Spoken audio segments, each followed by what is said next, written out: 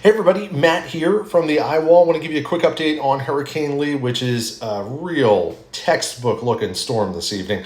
This is from a couple hours before I recorded this. Lee is now a Category 4 hurricane with winds of at least 130 miles an hour. The hurricane hunters are actually in there as I'm talking.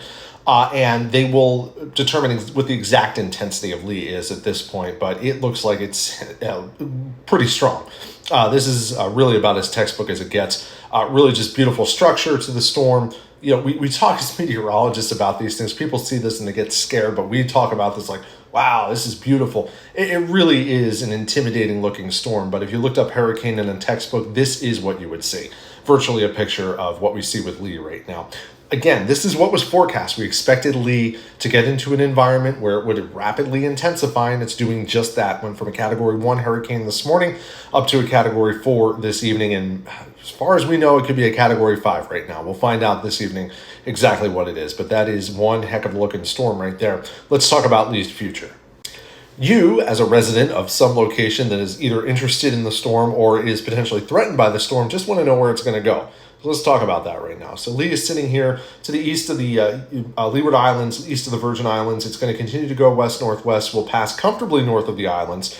Some of the islands, Puerto Rico, maybe the Virgin Islands, could get fringe impacted by this. So what that means is rough surf for sure. There's going to be some pretty angry surf in parts of the Caribbean over the next couple days, probably through the weekend and into the early part of next week as Lee starts to slow down a little bit here to the north. So you can definitely expect a heavy swell from Hurricane Lee. In addition to that, rip currents, which are deadly. Be very careful if you have a trip planned to the Caribbean or you know somebody that will be traveling to the Caribbean, make sure they swim safely. This will also be true on the U.S. East Coast. You'll start to notice swells from Hurricane Lee approach the U.S. coast sometime either late in the weekend or early next week. So hopefully the weekend is okay, but early next week if you're planning a late season trip to the beach or you're enjoying what we used to call in New Jersey locals summer, be very careful while swimming. It will be pretty rough out there. So Lee continues off to the west-northwest, passes north of the islands, and then gets to about here by the time we get to early next week. So it's north of Puerto Rico, east of the Bahamas and the Turks and Caicos Islands. From there, Lee will be steered by several factors. We've talked about this through the week. You can read on our site, theeyewall.com, more information about exactly what is going to go into steering Lee. We simply do not know at this point what is going to be the most dominant feature, whether Lee will continue to creep to the west a little bit before it turns to the north.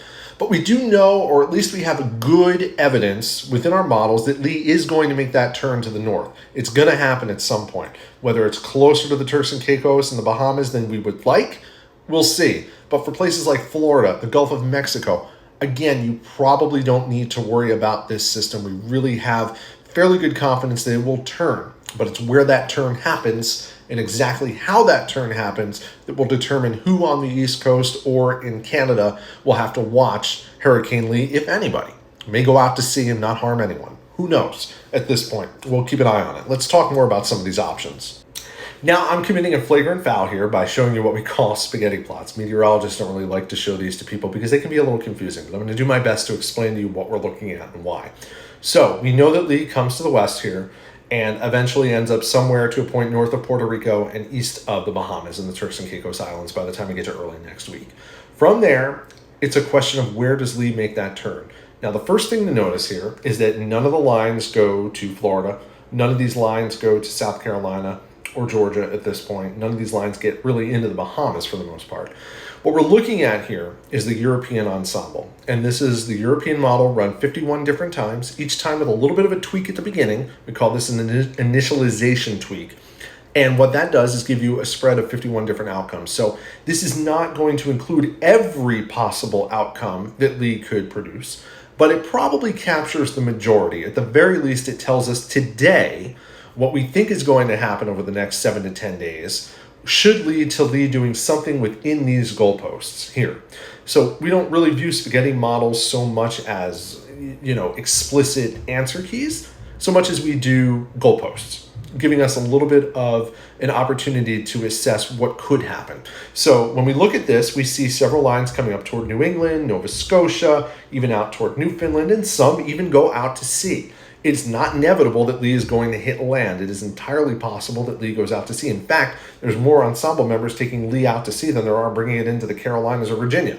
So, that's not to say that it couldn't happen, but at this point in time, our best assessment of the models suggests that Lee will come to the north at some point here near the Bahamas. Exactly where this turn happens will be important for the Turks and Caicos Islands and maybe the southeastern Bahamas to determine exactly what impacts, if any, they see. But also will determine, what happens as Lee comes north. Will it clip New England? Will it go into Maine? Will it go into New England? Will it go out to sea, Nova Scotia, Newfoundland? All the possibilities. Bermuda has to keep an eye on this very closely, as Bermuda is kind of right on the edge of Lee's track and on the east side of the storm right now. So as it comes north, we'll have to watch that very closely. Another thing to just quickly point out, the color lines here. The deeper reds indicate that Lee is very strong at that point, a major hurricane. The lighter colors indicate that it's weakening as it comes north. So Lee's a Category 4 or 5 storm right now. And as it progresses over the next 3 or 4 days, it will probably maintain that intensity. It's not going to hold at a Cat 5 forever. These storms never do. There's a lot of internal things that happen to them. They recycle themselves to kind of grow in size, expand their wind field. They have things called Eyewall replacement cycles, which help the storm to kind of reboot. And what will happen is it'll weaken a little bit, but then it'll re-strengthen once it's done that cycle, and then it'll weaken again. At the same time, Lee's going to be turning up some cold water underneath it, in addition to what's left behind up here from Hurricanes Franklin and Idalia. So there's a little bit of cooler water there. That will impact the intensity as well. Once it gets to about Bermuda's latitude or just to the north, Lee will start to weaken a bit. So the Lee that theoretically could impact New England or Nova Scotia is not going to be the same Hurricane Lee that we see today, tomorrow, and Saturday. So just want to make that clear. I don't want to downplay it. Lee will certainly have impacts if it hits land. They will be significant impacts, but you're not going to get a Cat 4 or 5 storm, so I don't want you to freak out over that.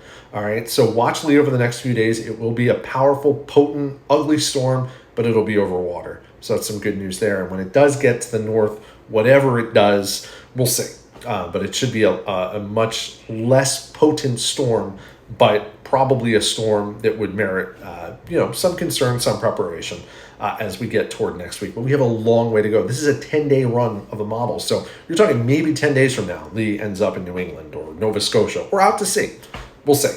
Long way to go with this. We'll keep you posted on all the developments and all the trends in the modeling that we see over the next several days. Take care.